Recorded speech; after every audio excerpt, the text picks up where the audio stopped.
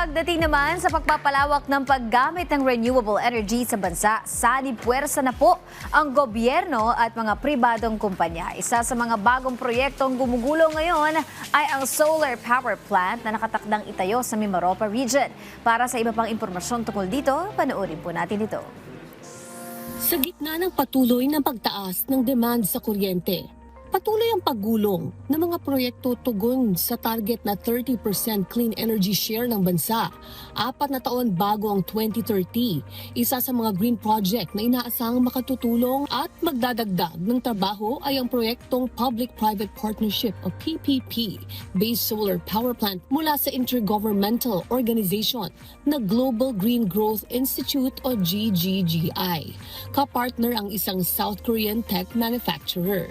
This is the PPP-based public-private partnership. It means that we are not just looking for the benefit of the power plant. We have to communicate, we have to seeking out next 10 years of each government.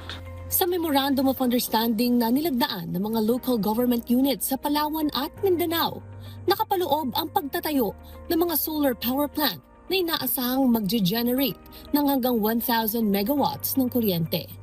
Pilot province para rito ang Occidental Mindoro na madalas makaranas ng power interruptions.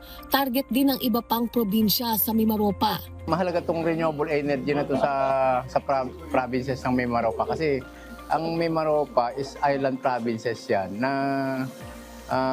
off-grid kami. Hindi kami connected sa national grid. Parte rin ng proyektong ito ang mga lugar sa Nueva Ecija, Quezon Province, Davao del Norte, Basilan, Sulu at iba pa.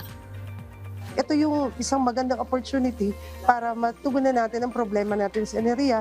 Aside from that, it will create trabaho. Ayon sa Republic Act No. 9513 o Renewable Energy Act of 2008, malinaw ang mandato ng gobyerno na pabilisin at palawakin ang paggamit ng renewable energy. May isa sa katuparan bukod sa cleaner energy mula sa solar PV, floating systems at battery storage. Magdadala rin ito ng trabaho at foreign investment.